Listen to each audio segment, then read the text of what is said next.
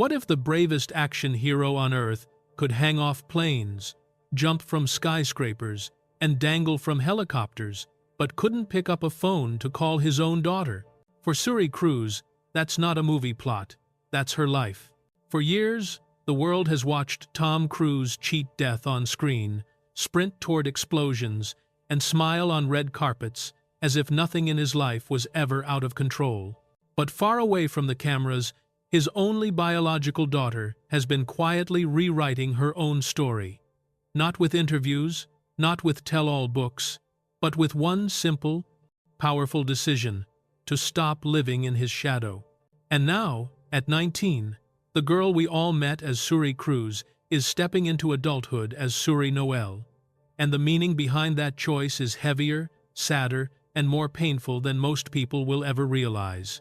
To understand why, you have to go back to the very beginning, to a birth wrapped in whispers instead of joy. On the 18th of April 2006, in a hospital in Santa Monica, California, a little girl entered the world surrounded by more pressure than most people face in a lifetime.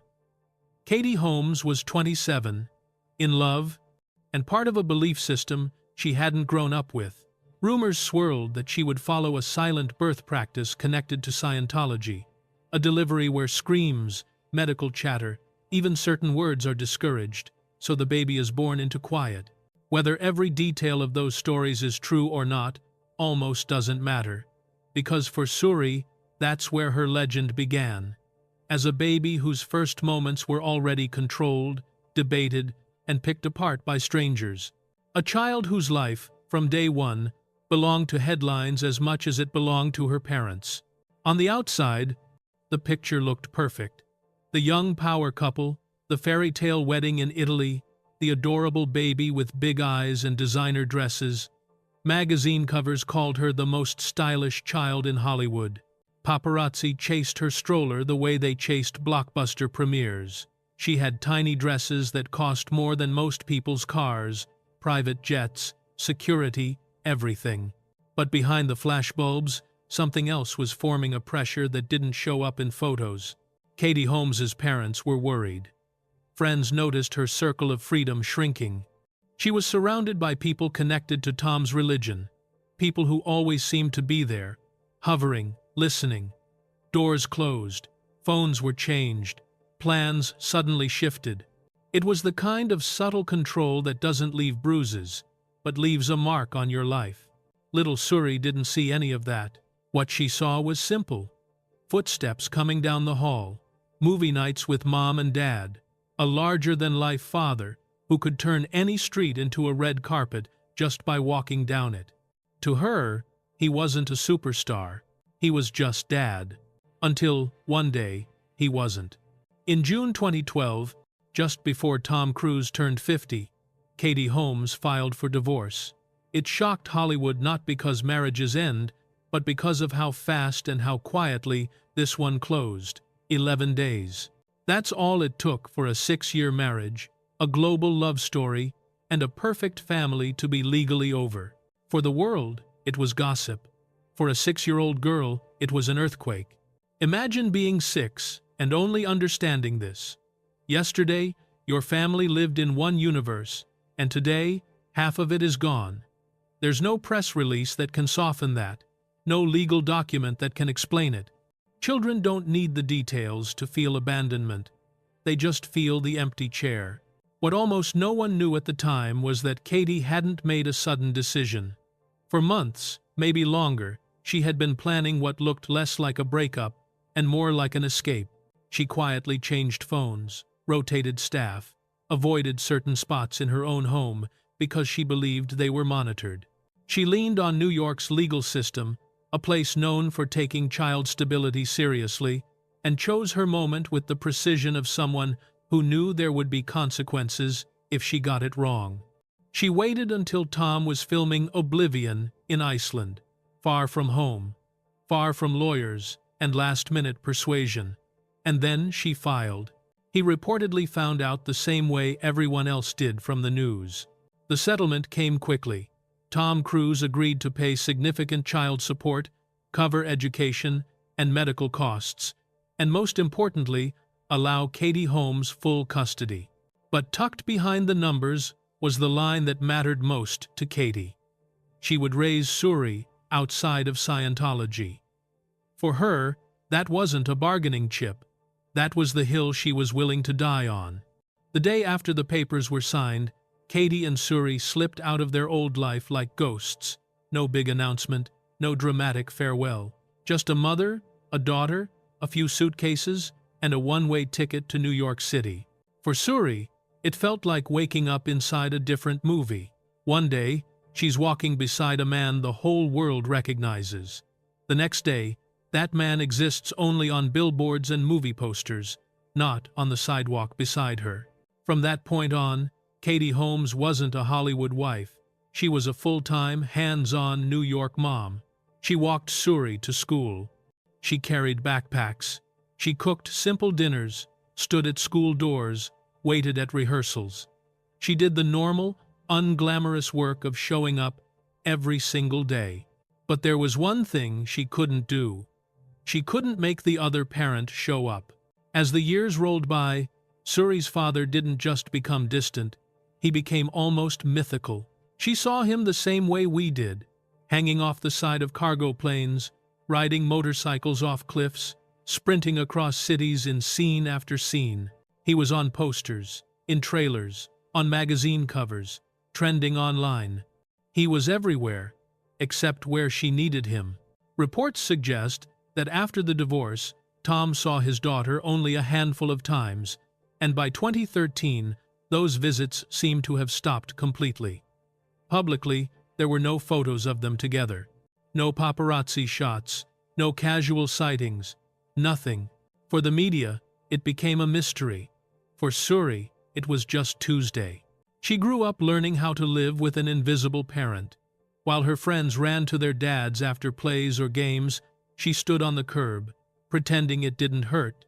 Learning how to shrink her disappointment so it wouldn't spill into her mother's already heavy heart. She learned to carry her own school projects, navigate the New York subway, handle her own routines. She didn't grow up spoiled. She grew up self-reliant, not because she wanted to be, but because she had to be. And through all of this, something important never happened. She never learned how to hate him. Children rarely do. Hatred takes energy. What she felt instead was something quieter and far more painful, a constant ache, like a phantom limb where a relationship should have been. When she was little, her questions were simple. Where's Dad? As she got older, they became sharper. Why doesn't he come? What did I do wrong? Now, imagine trying to answer that at 14, alone in your room, with only the internet to help you. By the time Suri hit her mid-teens, the world had already moved on from the divorce, but she hadn't. The 2020 lockdown gave her something she'd never really had before. Time. Time with her thoughts. Time to search. Time to read the stories other people had written about her father's faith. Former Scientologists talking about disconnection. Families split apart. Parents choosing the church over their own kids. Those accounts didn't mention Suri by name. They didn't need to. She could feel herself in the spaces between the words. She started to see a painful possibility. Maybe this wasn't about her at all. Maybe it was about rules she never agreed to, written by people she'd never met. That realization cuts in two directions. On one hand, it's a relief because maybe you weren't abandoned for who you are. On the other hand, it's worse because it means you were left behind for a system that mattered more than you did. There's no manual for what to do with that. At 15, there's a story that captures how heavy that truth had become in her home. One morning, Suri walks into the kitchen and finds Katie quietly wiping away tears after reading yet another article about Tom's latest blockbuster premiere. No shouting, no drama, just a mother, alone with a phone, sadness in her eyes. They don't talk about it because they don't have to. The truth between them isn't spoken much, but it's always there, sitting at the table with them like a third person. To her credit, Katie Holmes never turned that pain into poison. She didn't stand in the kitchen and bash Tom. She didn't weaponize his absence to win sympathy points. She did what many protective parents do. She waited. She believed there are certain truths a child shouldn't be forced to carry until they are strong enough to hold them. By 16, Suri wasn't just strong enough, she was tired enough. Tired of waiting at a doorway in her mind for footsteps that never came. Tired of wondering what was wrong with her, instead of what was wrong with the situation. And then came 18. The 18th of April 2024. For most teenagers, that birthday means parties, drinks, maybe a car, maybe a trip. For Suri, it meant something else, legal adulthood. The day the world finally recognized what she had already been for years, her own person. In the months leading up to that birthday, she was working on college applications, essays, and all those brutally honest questions that force you to define who you are and where you've come from. Somewhere in those pages, she wrote a line that felt like opening a window in a house that had been closed for a decade. Sometimes we don't grow up with love. We grow up with the space that love leaves behind. She didn't write his name. She didn't have to. Everybody reading it knew exactly who she was talking about. But for the first time, she wasn't telling a story about a movie star's daughter. She was telling a story about a girl who had been grieving a living parent since she was 6. And then, quietly, she made a decision. She was done carrying his name. In June 2024, at her New York City high school graduation, the program didn't list a Suri Cruz. It listed Suri Noel, the middle name of her mother, Kate Noel Holmes. It showed up again on a school play casting sheet. No big speech, no press conference, just a quiet, powerful edit. I am my mother's daughter. This is who I am now. Maybe the paperwork was filed, maybe it wasn't. Different reports say different things, but in a way, the legal detail is the least important part. The real change happened inside her. She stopped being the child branded with her father's fame and started being a young woman choosing her own identity. Was it an act of rebellion? No. Rebellion screams. This move didn't scream. It exhaled. That same year, she left New York for Pittsburgh to start college at Carnegie Mellon University, studying in a program connected to fashion, a world she'd grown up orbiting from the front row, now finally approaching from the inside. Cameras caught small, human moments. Katie Holmes hauling boxes, helping her move into a dorm like every other mother doing the same that day. A proud, tired smile. A hug that said, "We made it." Think about what that move really means. This is a girl who spent her childhood chased by paparazzi, judged for outfits she never chose, and dissected in tabloids before she even learned long division. And yet, there she is. Just another freshman walking across campus with a backpack, taking the subway, learning how to live without being defined by who her parents are. Meanwhile, on the other side of the country, and often, the world, Tom Cruise keeps doing what he does best. He's promoting another massive Mission Impossible film, promising he'll keep making movies into his 100 seconds, training for underwater scenes and space projects, talking about stunts that push the limits of what a human body can do. Doing deals, planning a movie partly in orbit, chasing that next impossible shot. The world cheers every time he runs toward danger for our entertainment. But in the one place where courage would have meant everything, walking back into his daughter's life, he never moved. Publicly, he and Suri haven't been seen together in more than a decade. Insiders say there have been no regular visits, no shared events, no visible attempt to rebuild that bond. Maybe there are quiet phone calls the world doesn't know about. Maybe there aren't. But from the outside looking in, the silence is deafening. What we do know is this. Suri Noel has stopped waiting. She no longer stares at her phone on her birthday, wondering if this is the year he finally decides to call. She doesn't keep an emotional suitcase packed, ready for some sudden reunion. She's not lingering in that doorway in her mind anymore. She walked through it, shut it gently, and kept going. That doesn't mean she doesn't feel anything. If anything, it means she feels it fully now, without fantasy, without what-ifs. She can look at old photos and understand, this was my life, but it doesn't have to define my future. The little girl who once cried into her hands because she didn't understand why Dad disappeared has grown into a young woman who understands something most adults never quite learn. You can't control who leaves, but you can decide who you'll be after they're gone. And that's exactly what she's doing. Walking through New York with friends, taking the subway, visiting her mom in the city on school breaks, supporting Katie Holmes at her Broadway performances, sending flowers, showing up backstage with a hug, choosing small, real moments over big, fake ones. She is no longer the little girl the world pities. She's the woman who quietly said, "Enough," and wrote her own last name into the story.